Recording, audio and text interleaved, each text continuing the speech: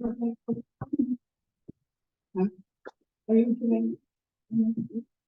think I spoke to Mrs. Times, and I'm under the impression at the moment the plan is that next week there will.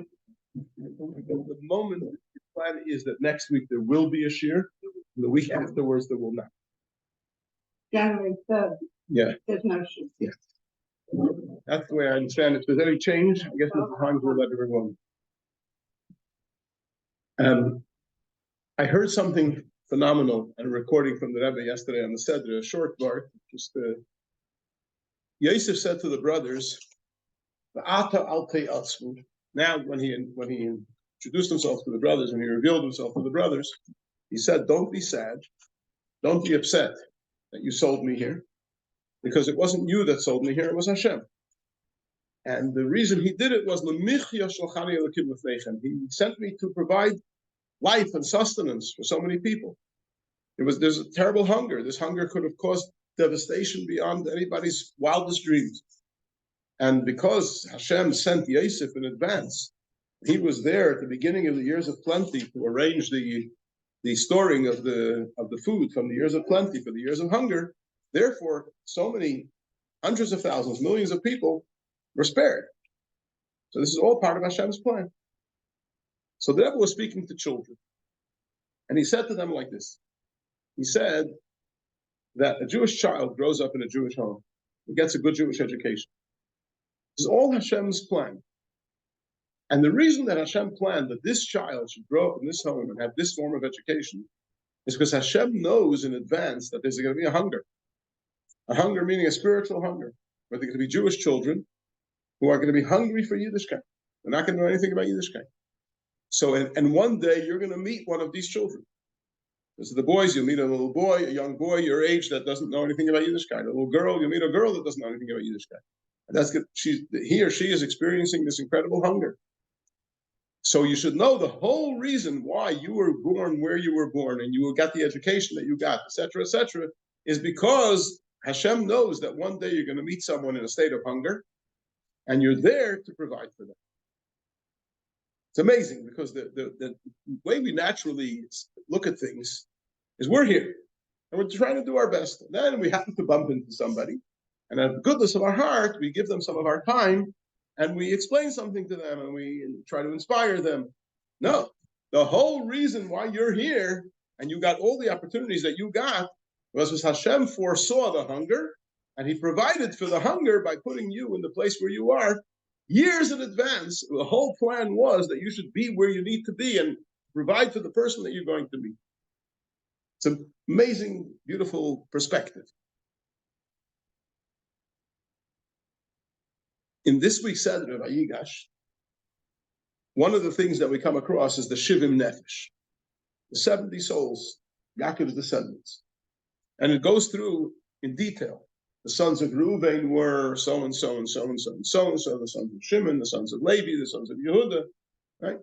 So there's a pasuk in the enumeration of the 70 souls, which says, "Ubnei Shimon," the sons of Shimon were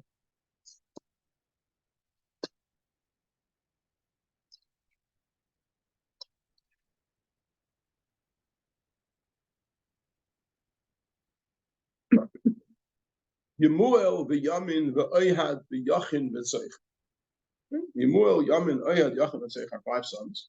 V'Shaul ben Haknainis, and Shaul, the son of the Canaanite woman. That's what the pasuk says. So Rashi picks up on the words ben Haknainis, and he says, what does it mean, ben Haknainis, the son of the Canaanite woman? It means ben Dinah. He was the son of Dinah. And why is she called the Canaanite woman? Because she was abducted by Shechem, who was a Canaanite. So therefore, the Torah refers to her as Haknainis. So Ben Hakshol, Ben Haknainis, Shol was the son of Dinah, who was called in the Torah Knainis because she was abducted by a Knain. Then Rashi tells us a little story. It's very puzzling why Rashi decided to tell us the story right now, because the story happened in Parshas Vayishlach. If it's important for us to know the story, he should have told us the story in Parshas Vayishlach. But for some reason, he doesn't tell us the story in Parshas Vayishlach. He tells us the story now.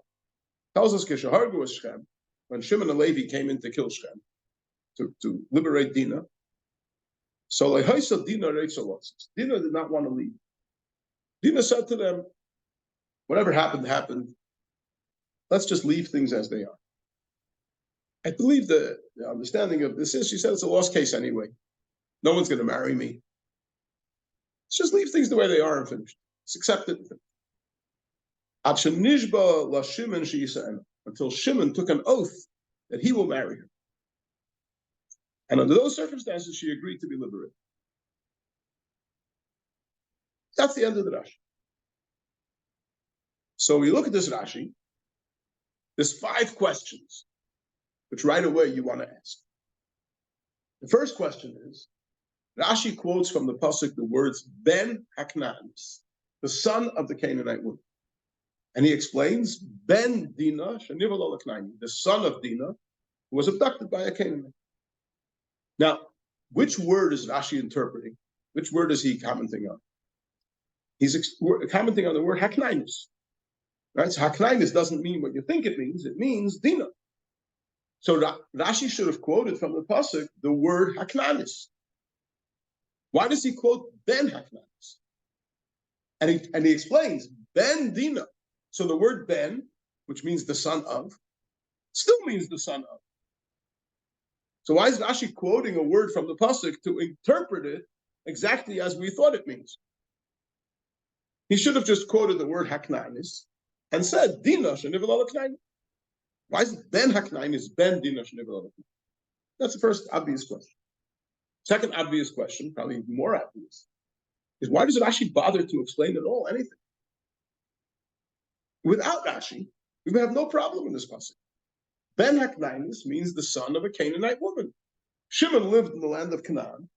It's no surprise that he married a Canaanite woman. And they had a son called Shimon. Rashi is always looking for the simplest, most basic explanation. The simple meaning. So if it says in the pasuk, the Shol Ben Haknanis, it probably means the Shol was the son of a Canaanite woman. Why does Rashi go into a whole complicated story that Knainis refers to Dina?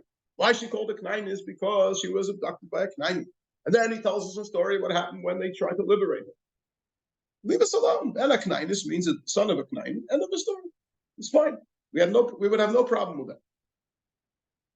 Another question is why does Rashi tell us the story?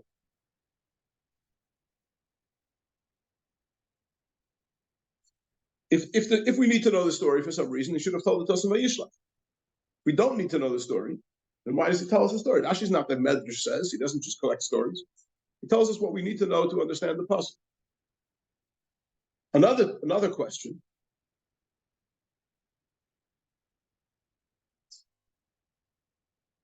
is why, if the Torah wanted us to know that Shol was the son of Dina, the Torah had a very simple way of doing it. Could have said Shol ben Dina, and everybody would know what it means. Why does the Torah choose to refer to her as Haknainus? And we need Rashi to explain to us that Haknainus means Dina shenivel al Haknainus. Why does the pasuk just say Dina, if that's what it means? And the 5th question, which is the greatest of all, is that whether the Shvatim kept the whole Torah or not before it was given is questionable. Rashi told us a number of times that the Avos kept the whole Torah before it was given. Abraham, Yitzchak, and Yaakov kept the entire Torah before it was given. Did the Shvatim keep the whole Torah before it was given? It's very questionable. But they definitely kept the Sheva Mitzvahs B'nai Noach. To marry a sister, a brother should marry a sister, is forbidden even according to the Sheva Mitzvahs B'nai Noach, if the sister is from the same mother. Remember a conversation between Abraham and Abimelech, when Abimelech challenged Abraham, why did you tell me that she's your sister? She's really your wife. So Abraham said, she's my wife and my sister, but she's only from the same father, not from the same mother, and therefore I married her. And Rashi explains that she was a granddaughter of Terach, not a daughter, but nevertheless, a granddaughter is like a daughter, but they weren't from the same mother, and a Ben Noach is allowed to marry a sister who's not from the same mother. But here, Shimon and Dinah were both sons of Leah. So they were from the same father and the same mother. So it would be forbidden, even according to the Sheva Mitzvahs B'nai Noach, the 7 Noachite laws, it would have been forbidden for Shimon and Dinah to marry each other. And Shaul was their son? Shaul was their son. B'nai Shimon, the sons of Shimon were Yemuel v'Yamin v'Oyad v'Yachad v'Tzeichar v'Shaul ben Haknainis. So, how could this be? I don't know why he's creating this backstory, because look at the text. You get the story of demon, the demon disappears. Right. There's obviously lots of discussion. But she's mentioned here in this set as one of the people that came to Mitzrayim. Yeah, I'm saying is, nobody says that she fell pregnant, nobody, until now. Let me clarify. Let me just clarify. We're not talking about a pregnancy from Shem. We're talking about Shimon comes to liberate Dinah, right? And Dinah refuses to be liberated until Shimon swears to her that I will marry you. And then Shimon married Dinah, and this Shaul is a product of that marriage. Okay? So the question is, how was Shimon permitted to marry Dinah? She's his sister from the same father and from the same mother. Okay? So we have these 5 questions on this. So if you remember, the first question was, why does Rashi quote the word ben haknainis? He should have just quoted the word knainis and explained. Yeah? The second question was, why does Rashi bother to comment at all? There's no problem with this pasuk. Ben haknainis means the son of a Canaanite woman. That's fine. So these 2 questions, if you think a little bit, they answer each other. What do we mean? What's bothering Rashi in this pasuk? Why does Rashi find it necessary to comment at all in this pasuk? What's bothering Rashi is a simple, obvious question. There are 70 souls enumerated over here. Each one of them is listed in association with their father. The sons of Reuven were so and so, so and so, so and so, and so and so. The sons of Shimon were so and so and so. The sons of Levi were so and so and so. There's one exception. Shaul ben Haknainis. Shaul tells us who his mother was. Of what interest is it to us who his mother was? In fact, it's very understandable why the Torah only mentions the fathers and doesn't mention the mothers. Because the topic over here is, how were they related to Yaakov Avinu? We're saying that Yaakov Avinu came to Egypt with 70 descendants. So who their mother was is irrelevant. They weren't related to Yaakov through their mother. They were related to Yaakov through their father. So it says, B'nai Reuven were Hanei Chufalu Chetzrein B'chayim. B'nai Shimon were Yemuel, V'yamin, etc., etc. B'nai Levi were Gershon, Kasam, Merari. B'nai Yehuda were so and so, and then it gets on with it. Doesn't mention the mothers because they're irrelevant as far as this issue is concerned. Suddenly, by one, there's an exception. Shaul ben Haknainis. So Rashi quotes the pasuk the words ben Haknainis. Why is the Torah telling me who his mother was? So Rashi says there can only be one answer. It must be that he was a descendant of Yaakov, also from his mother. Why else would we mention his mother? Common sense, right? So if he's a descendant from Yaakov from his mother, where do we know that Yaakov had a daughter?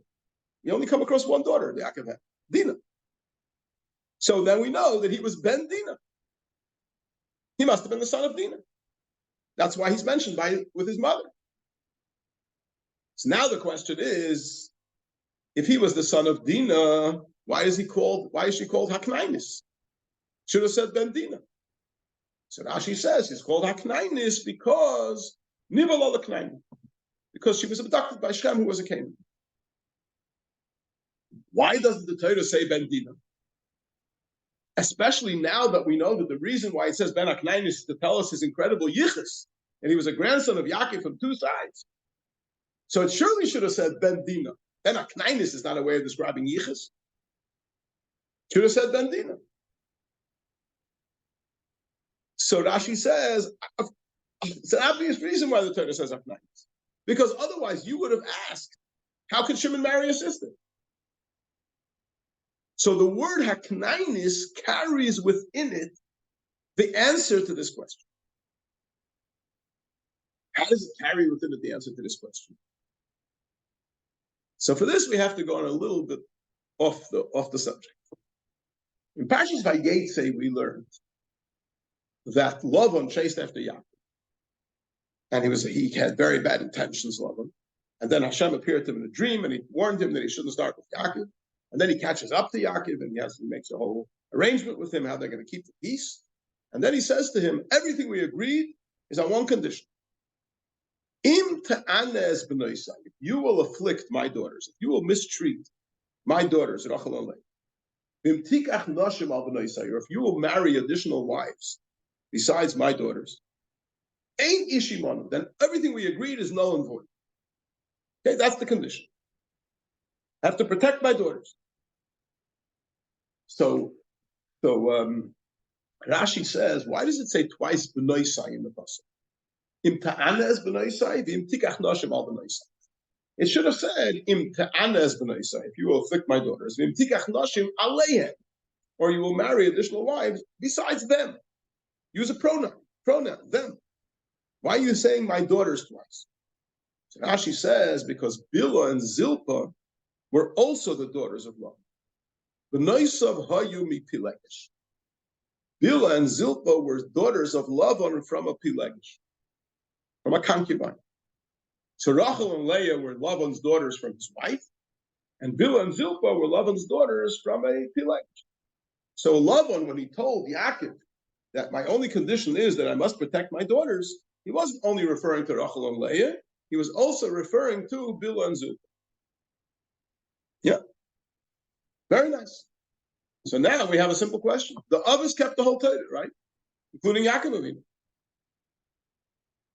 One of the mitzvahs in the Torah is forbidden to marry sisters. Can't marry two sisters. So when Rachel came along to Yaakov and proposed Bilhah as a shidduch for Yaakov,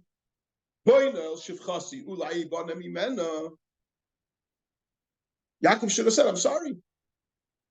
She's your sister. I can't marry your sister.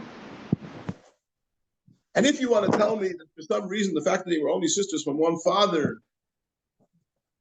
is somehow a solution to this problem, then when Zilpah was proposed by Leah to marry Yaakov, surely should have objected. She's Bilhah's sister from the same mother. The noise of Hayumi Pilegesh, Rashi says, they were daughters of one Pilegesh. So how could Yaakov marry Bilhah and Zilpah?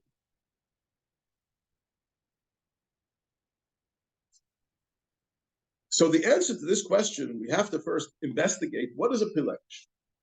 What does a Pilegesh mean?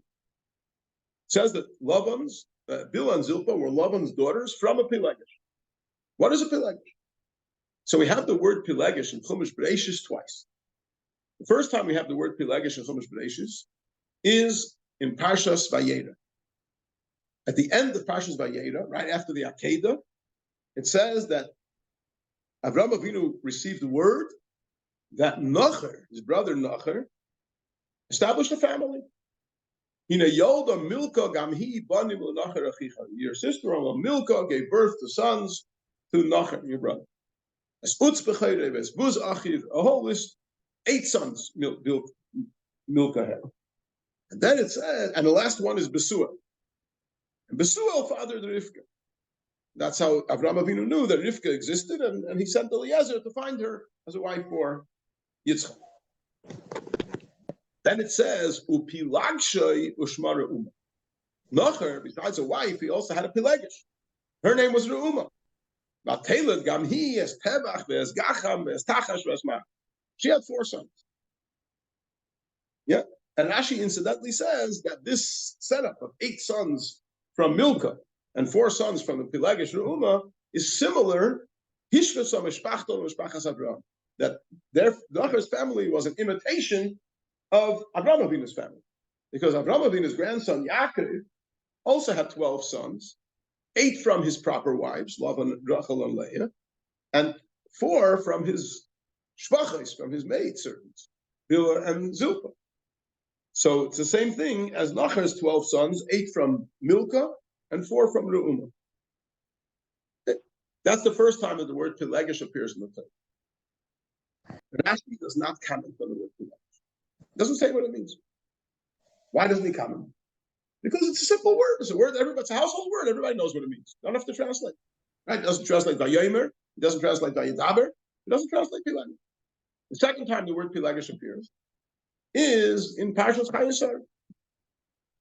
Parshas Chayesara, it says that before Abraham Avinu passed away, V'livnei hapilagshim asher la'Abraham, sholach Abraham matanis, and that's not Abraham matanis, the sons of the Pilagshim that Abraham had, he gave them gifts. He sent them away from his son Yitzchak. While Abraham was alive, to the land of the east. So he sent the sons of the Pilagshim away that they shouldn't interfere with Yitzchak's inheritance. So when Abraham passes away, everything will be straightforward. Yeah. So the question is, who are the Bnei HaPilagshim? So Rashi points out the word Pilagshim is without a yud. It's a single Pilagish. Who is he referring to? It's referring to Keturah. We know that Avram married Keturah, and from Keturah he had a number of sons. So those sons he sent away while he was still alive. They shouldn't interfere with Yitzchak's inheritance. Then Rashi says, what does Pilagish mean? So Rashi says, Nashim b'ksuba, Pilagshim b'leiksuba. A wife is married with a ksuba, and a Pilagish is without a ksuba. So understand that Avraham Avinu had a wife, Sarah. We married her properly with a ksuba. He also had a wife, Keturah, later. We married without a ksuba. And then she's called a Pilagish. So the obvious question is, does Rashi need to tell us what a Pilagish is, or does he not need to tell us what a Pilagish is? If he needs to tell us what a Pilagish is, he should have told us in Parshas Vayigash. First time it appears. And the first time it appears, he doesn't feel it necessary to explain what it means. Second time the word appears, he suddenly finds a necessity to explain what it means. That doesn't make sense. If you only have to explain it once, explain it the first time, not the second time. Valid question?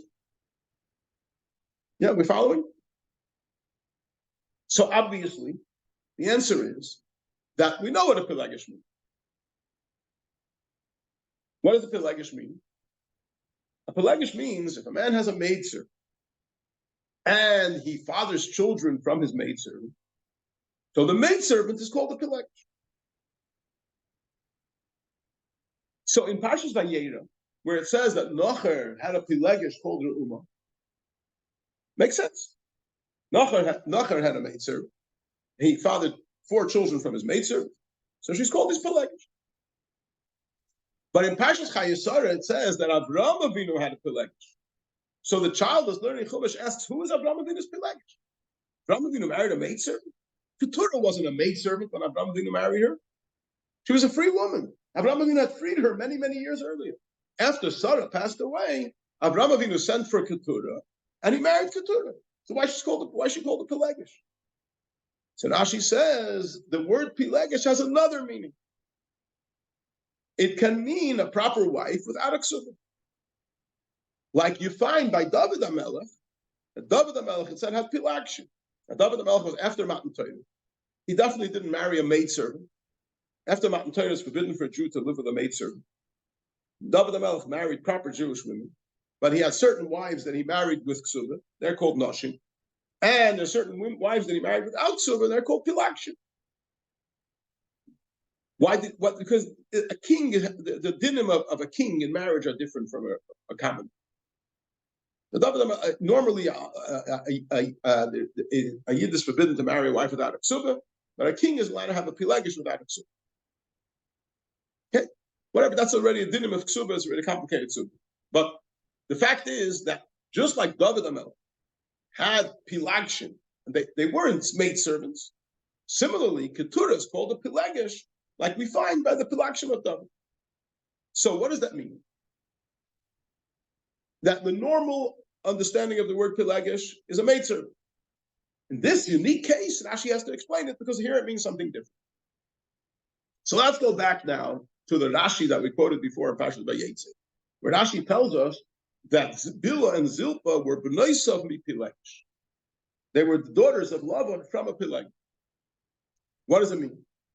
It means that Lavan had a maidservant, and he fathered 2 daughters from his maidservant.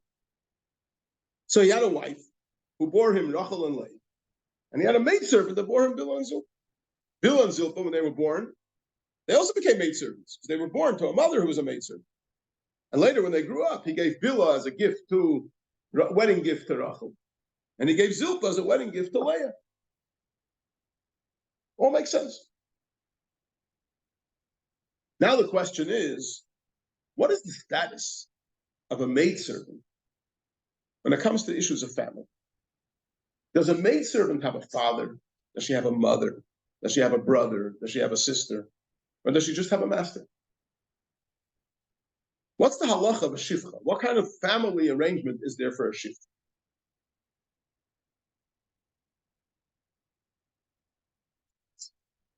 In other words, does shifcha have an arrangement where there's a family, there's a father, there's a mother, there's a brother, there's a sister, or is an eved and a shifcha the property of their master? End of story. So we find an interesting thing. We find that when Yaakov received the brachas, the Parshas told us, right? Yaakov received the brachas. So, Yitzchak was intending to give the brachas to Esau, and Rivka put Yaakov forth, and Yaakov received the brachas. As soon as Yaakov finished receiving the brachas, Esau came along. I'm here. I brought you what you asked me. I'm ready to be blessed. So Yitzchak got terribly upset, and he said, your brother came and he took your brachas. Sorry, too late. You missed the boat. So Esau got very, very emotional, and he said, you only have one blessing, Father. Give me also a blessing. So what did Yitzchak answer him? Yitzchak answered him, I've made him your master. And I made all his brothers his servants. Right? I told him you're going to be the master, and all your brothers will be your servants. And therefore, what can I do for you, my son? So Rashi says, I don't understand. The bracha Hebe Gvir La'achecha was one of the last brachas. The brachas begin with V'yitnacha L'kimi Tal Shamayim. Hashem should give you from the dew of the heavens, from the fat of the land, lots of corn, the sidosh, and wine. Yavducha Amim, nations should serve you. Powers should bow for you. Then it says Hebe Gvir La'achecha. So when Esav comes along and he says, bench me as well, Yitzchak says, I've already told him that he's going to be the master, so what can I do? Why does he pick this bracha out of all the brachas? The Rashi says, very simple. Because the halacha is, Masha kana eved kana rabba. Whatever an eved, a servant, acquires, automatically belongs to his master. So if an eved is walking in the street, and he finds a wallet, and he picks up the wallet, and he looks at it, and he sees it's bulging with 50-pound notes. Stack of 50-pound notes like this. Who does it belong to? Belongs to his master. Why? He belongs to his master, so the notes belong to the master. Anything he picks up, he acquires, automatically becomes the acquisition of his master. So therefore, Yitzchak said to Esau, being that I already made Yaakov your master, and I said that all his brothers will be to him servants, so what's the point of me giving you a bracha that you should win the Euro Millions and become a multimillionaire? Whatever you win is going to become his. So therefore, there's no point in me giving you any brachas anymore. So when you learn this Rashi, you ask yourself a simple question. The only bracha to give is money? Why couldn't Yitzchak give Esav a bracha that you'll have fine children? You'll have strong children. You'll have healthy children.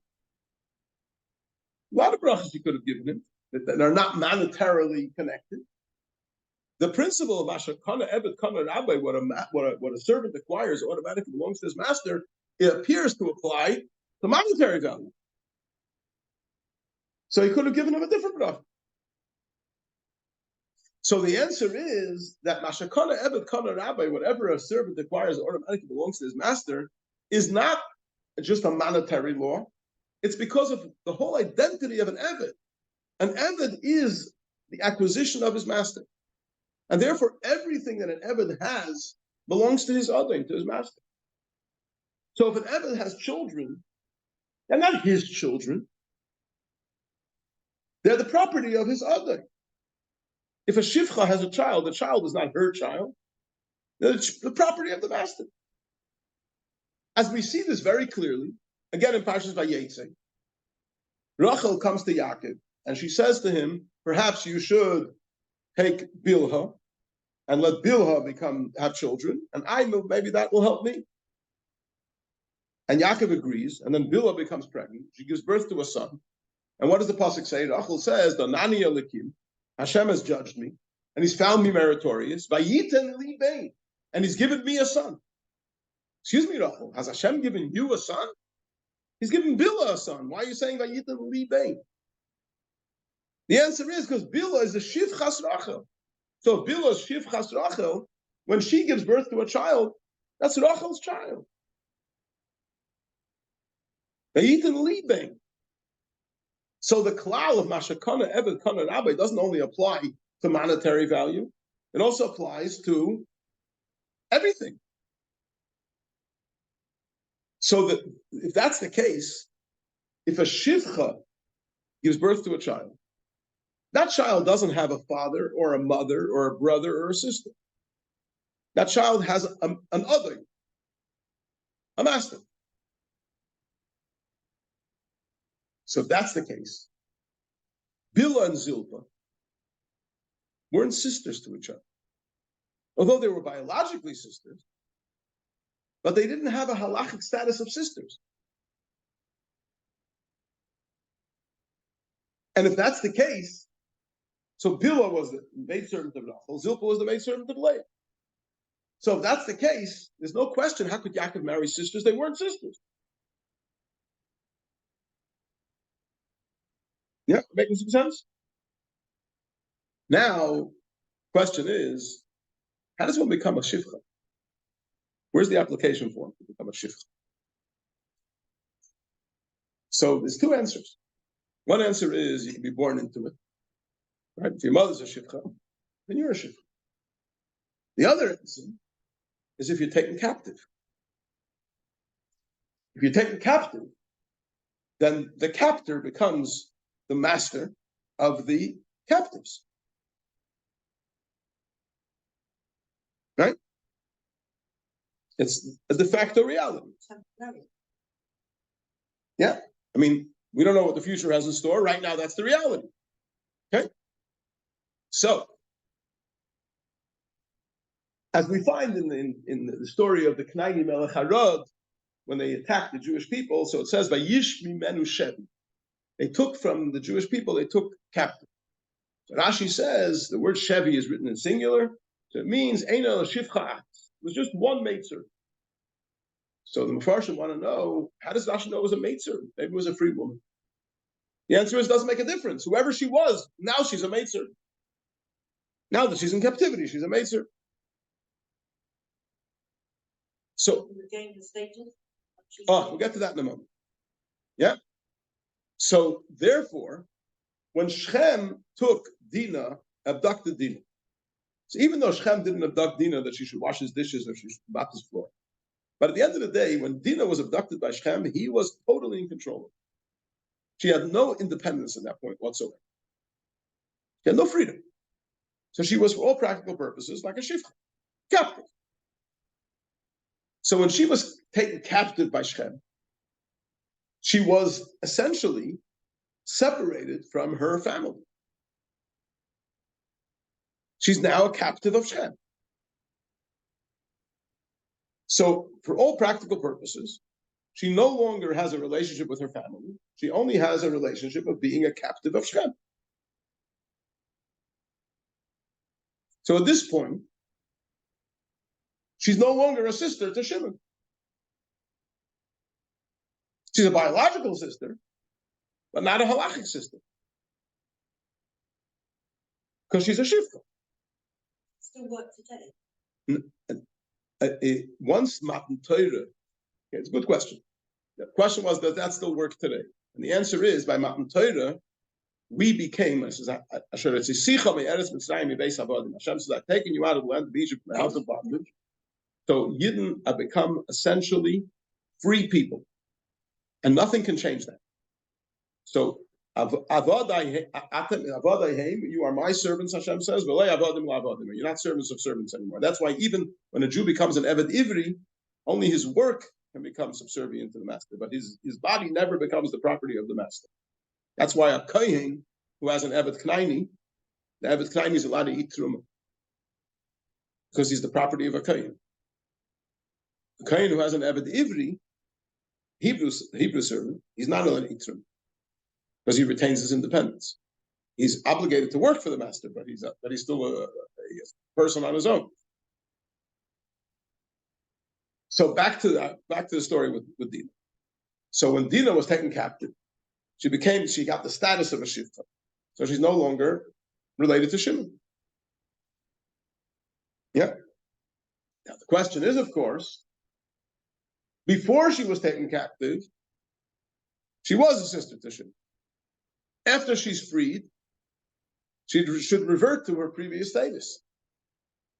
If she's liberated from that captivity, she's no longer a captive. She should revert to that previous status, which is that she's a sister to Shimon again. Right? Shimon married her later. So how could he marry if she reverted to the status of being his sister? Then he couldn't marry her anymore.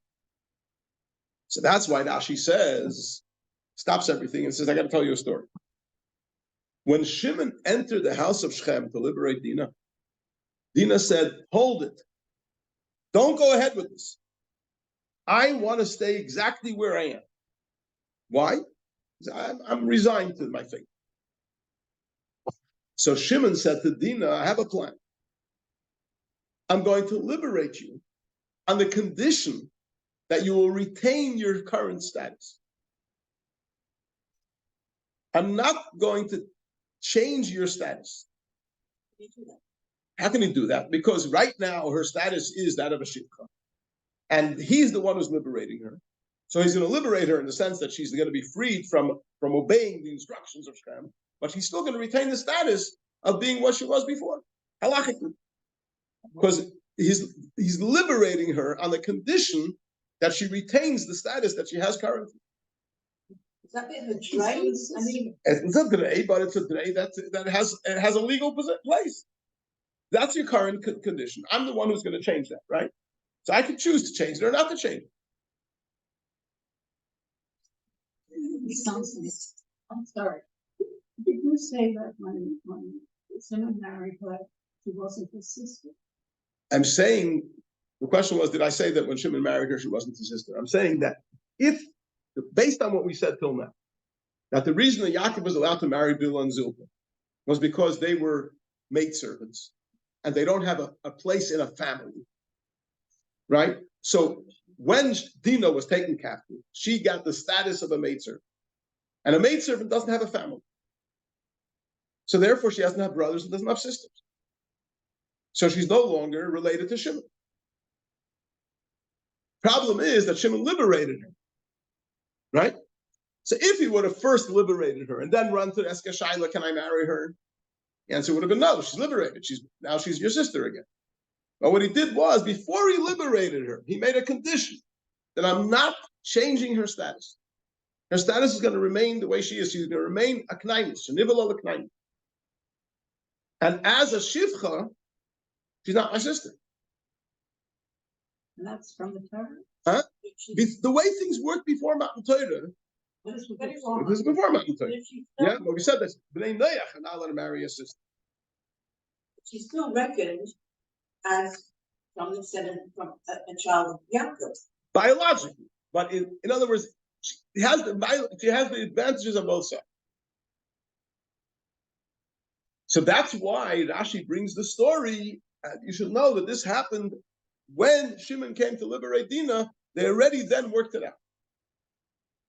But it's a bit of a drey. In practical terms, what difference does it make to her in which way she's still considered a shivcha? In practical terms, it means that she no longer has a halachic relationship with her family.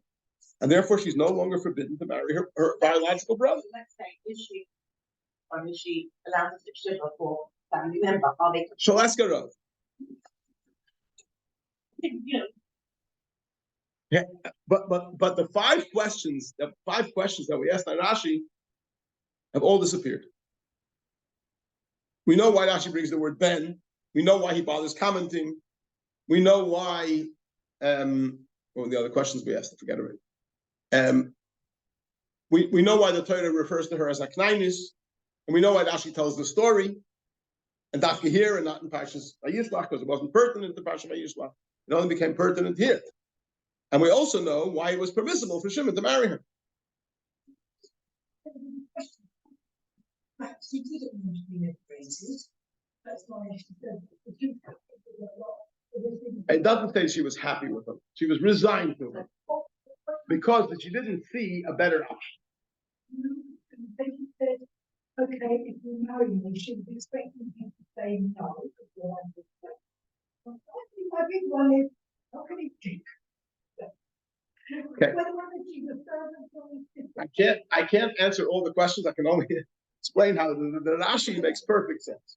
But there's one question. Yeah.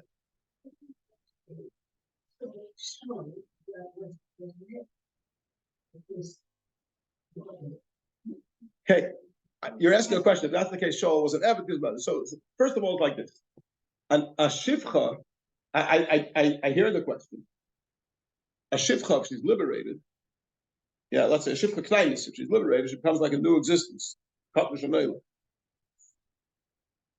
It's very confusing how the whole thing worked before Matan Torah.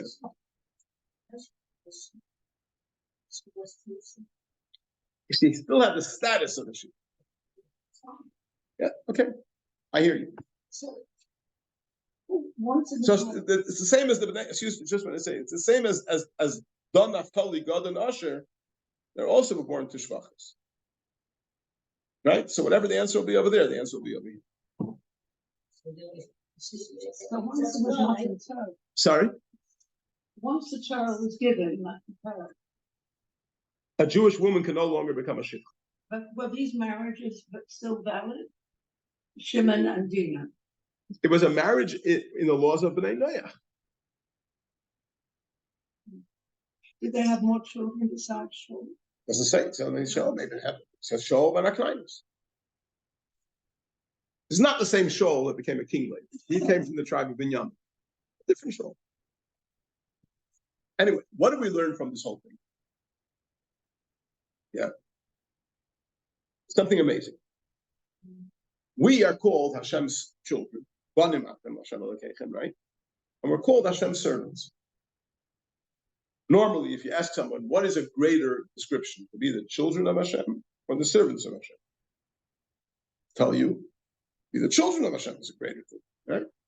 But it's interesting to note that we're called Hashem's children even before the Torah was given. Right? Hashem told Moshe Rabbeinu, told Paro in Egypt, B'ni b'chaydi Yisrael, Israel is my firstborn son. When are we called Hashem's servants? Called Hashem's servants by Matan Torah. As it says, when the story of the Hebrew slave that has his ear bored because he chooses to stay more than 6 years, so it says, this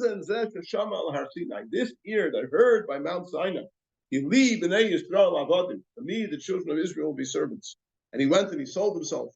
When he took himself a master, he deserves to be, the ear should be born. The ear that heard in Har Sinai, yeah. So when did we hear Kili b'nei Yisrael Avadim? By Matan Torah.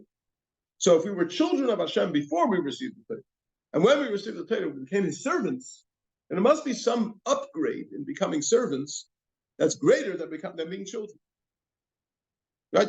By Matan Torah, we were upgraded, we weren't downgraded. So if until Matan Torah we were only Hashem's children, and after Matan Torah we became both his children and his servants, so there must be something about servitude that has a greatness to it. With this that we learned today, we can have a new perspective on it. A child serves his parents out of love. Right? So it means that he has an identity, and he loves his parents, and therefore he chooses to serve his parents. So he's not completely nullified. He's not completely subservient. He's expressing himself. A servant is not asked for an opinion. He's not asked whether he loves or he doesn't love. He's told to do what he has to do, and he's got to do it. In other words, the servant is the expression of absolute subservience, absolute dedication and devotion, to the point of self-nullification. A child is a different story. So when we say Kili b'nei Yisrael avodim, it means that the Jewish people have the privilege of being so connected to Hashem, so subservient, devoted, and dedicated to Hashem, to the exclusion of their own existence. There's only Hashem. Everything I have is for Hashem. I don't have any money of my own. I don't have any family of my own. I don't have any interests of my own. There's only Hashem. Absolutely nothing else. Eved melech melech. The servant of a king, our Chachamim tell us, is himself a king. Why is he himself a king? Because his entire existence is a subservience to the king. So his entire being is the king. When it comes to the son of a king, he might one day become a king. But we don't say the son of a king is a king. Because the son of a king has his own existence. He has his own agenda.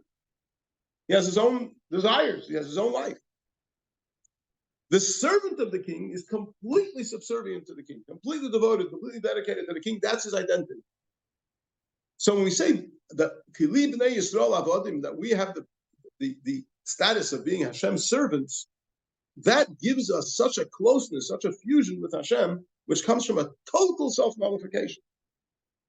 And through that, we become like Hashem himself, because the Eved is, Masha Kana Eved Kana Rabbi, is because the existence of the Eved is the master.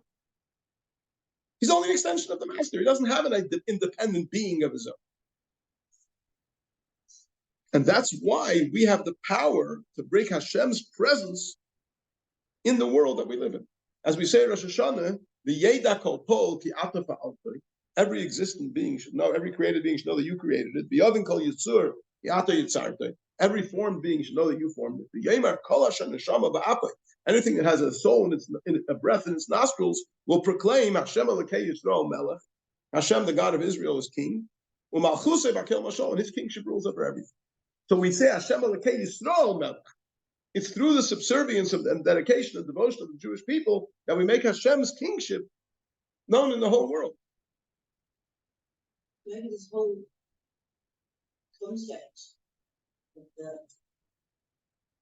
the Abdus is to inculcate this kind of feeling, develop it into concept of Hashem. Right. That's the essence of servitude in its pure state, is the servitude that we have to Hashem. And we're servants of Hashem, so we understand what the concept of a servant is, and the selflessness of a servant, or the negation of one's own existence. That is the essence of what a servant really is, and put that into our relationship with Hashem, it becomes the most incredible thing. That would mean that, let's say, a Vayigash or the servant would have a higher status than a wife for them. I mean, No, it's of course a son is a higher status than a servant, but there's a certain aspect in the that is specifically achieved through a lower status. In other words, when you have a high status, then you have importance, then you have significance. If you have significance, then you're not completely subservient to the one who you're trying to develop a relationship. It's when you have absolutely no significance of your own, and your entire identity is your subservience to the higher cause, then you become a part of that cause. Follow what I'm saying?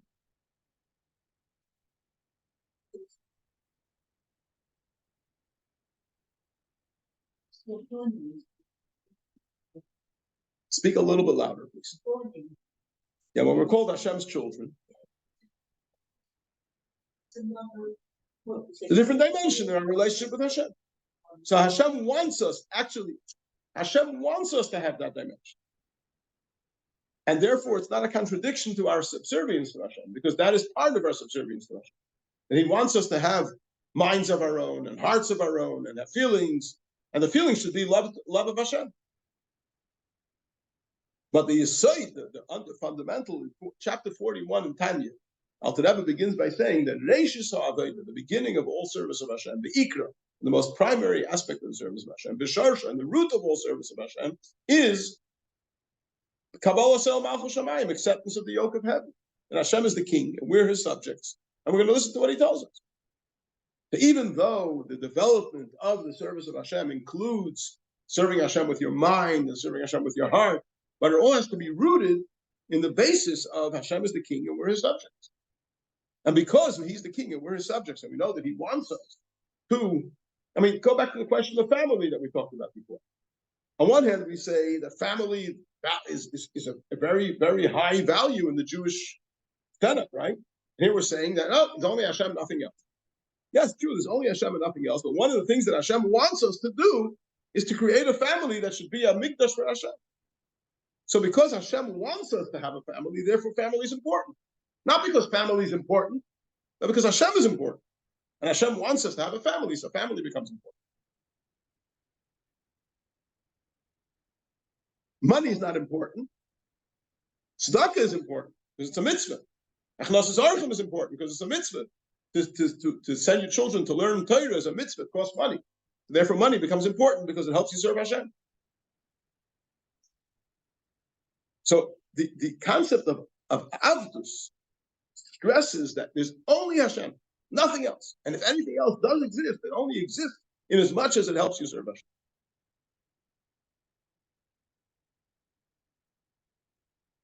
Hope that's come across in some way. Okay. We're going to go over to Tanya. We only have a little bit of time, but we can.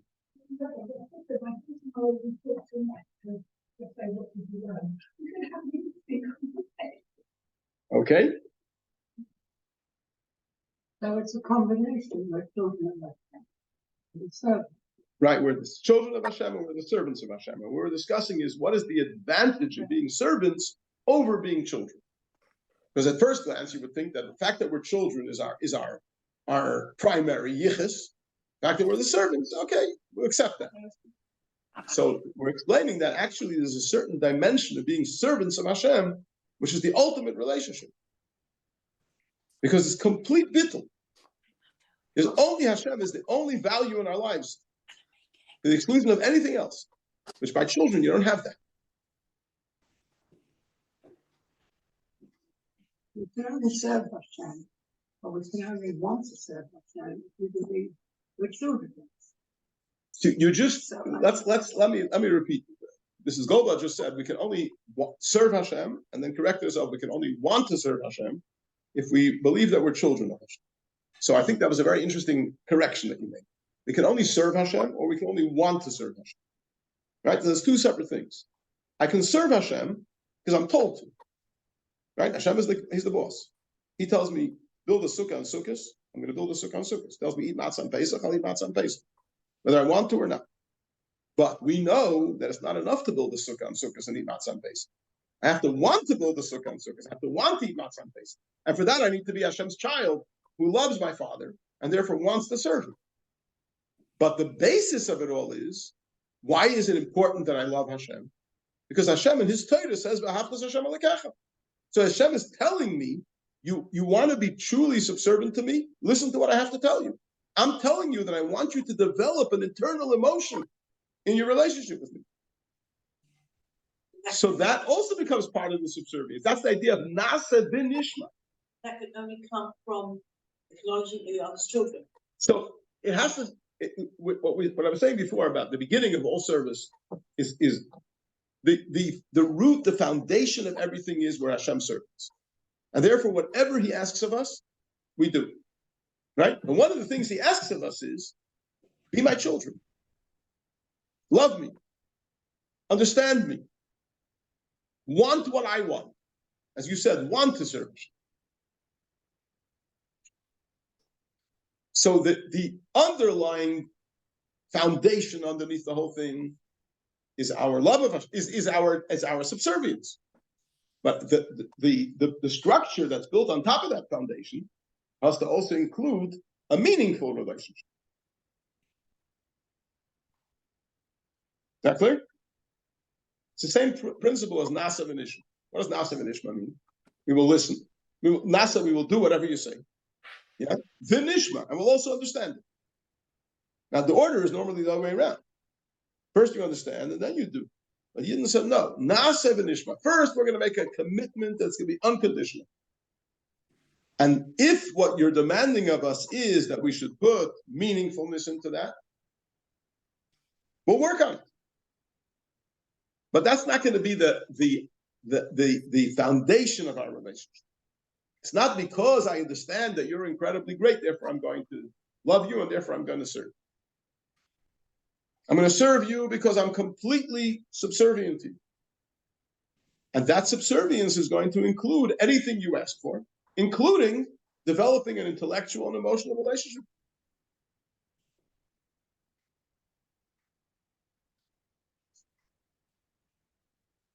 So that's clear? Okay, I guess we'll hold it over here. My apologies to those that want to finish the chapter in Tanya. Lina, then we'll get there. When we get to this total obligation and keeping close to Hashem, if we first realize we're born. I mean, it's. I hear what you're saying. I don't understand exactly what the argument is based on. I mean, but if you're subservient to Hashem only because you're banim, which means I'm subservient to Hashem because I love Him, yeah, then the basis of my whole relationship with Hashem is me. You follow what I'm saying? If the basis of my relationship with Hashem is me, then it's not about Hashem, it's about me. That's why it's so fundamental that the basis of my relationship with Hashem should be Hashem. And this should be my subservience to Hashem.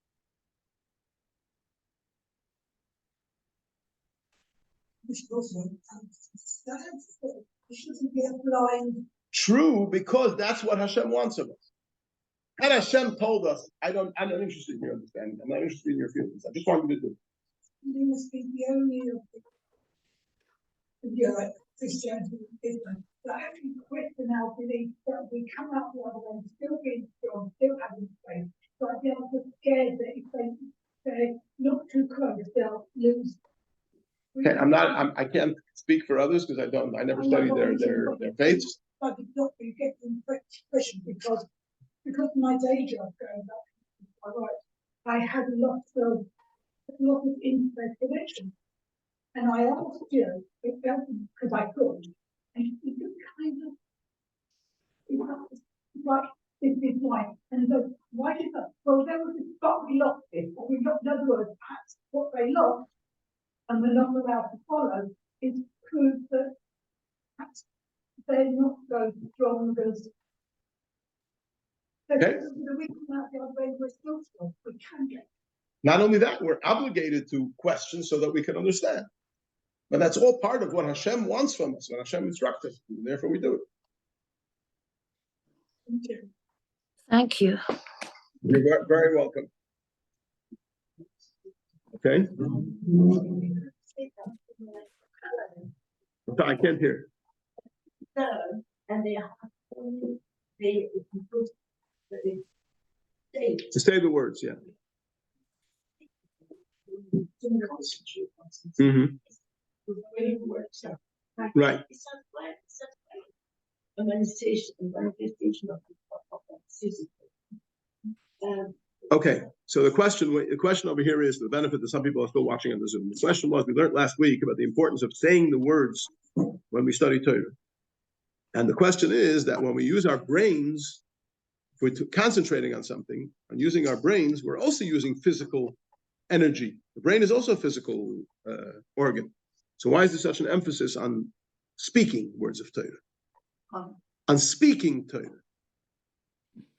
So, first of all, just to clarify, There is a halacha in Shulchan Aruch that if you're studying Torah, and in the process you need to concentrate on something in a way that speaking at that point will distract you, will disturb you from concentration, then you're permitted to desist from speaking during that period of time and concentrate. So you are fulfilling the mitzvah of Talmud Torah under those unique circumstances through concentrating. But generally, one has to speak words. Now, your question, because it's still a valid question, why isn't it generally enough to concentrate, since your brain is also a physical organ and you're using physical energy? So the answer to that basically is like this. True that when a person who is enclosed, when a soul who is enclosed in a physical body is understanding, concentrating, thinking, contemplating, they're using their physical brain. But they can also experience these things when the soul is divested of the body. The soul in Gan Eden can also understand and can also concentrate, and can also contemplate. A soul in Gan Eden cannot speak physical words and cannot do physical actions. So when you are speaking physical words with your physical the parts of your mouth that speak, and doing physical actions with your hands and your feet, that is the experience of the body and the nefesh habamis.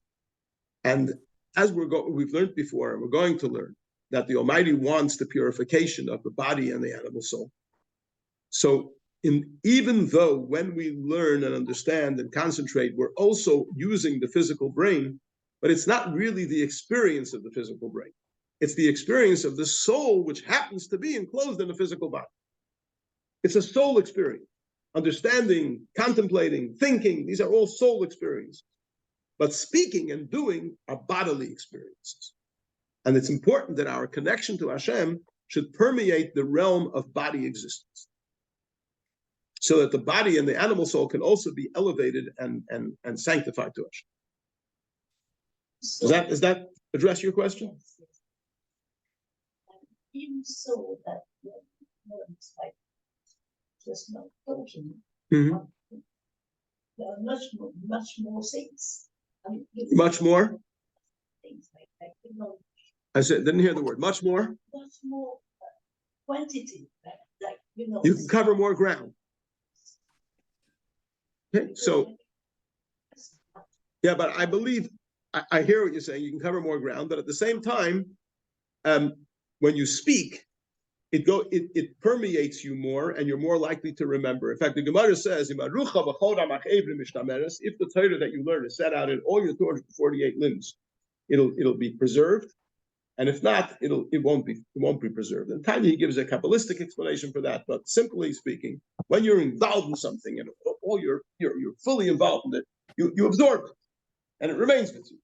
You're just looking over something, you're likely to forget it as quickly as you read it. It has to be a very unique kind of concentration. And it's, again, in a situation where you are learning verbally, and there's a point where there's something you need to think through, and at that moment, speaking will distract you from properly thinking it through, then yes, you can be able to mitzvah Talmud Torah by thinking through. But under normal circumstances, the proper way to learn Torah is with your mouth. Divrei Sefer. Okay, and this chapter that we're learning now in Tanya explains this from various angles, starting with what we learned in the previous Shiur, that the relationship of Torah that a Jew has through the study of Torah is called kissing. And in kissing, even though the inner meaning of kissing is spirit to spirit, but the expression of the kissing is mouth to mouth. So Hashem's spirit is the understanding of Torah, and our spirit is our understanding of his wisdom. But at the same time, there's also the expression of that mouth to mouth. Hashem's mouth are the words of Torah, and our mouth is speaking Hashem's words. That is mouth to mouth. Okay, and then further in the chapter, which we're going to come to Yis Hashem the next year, we're going to learn other aspects of why that speaking the words of Torah has a special achievement. Okay, thank you for being mezaka, all of us, that we did learn some Tanya. Thank you very much. You're very welcome. Have a great day, everyone. Thank you.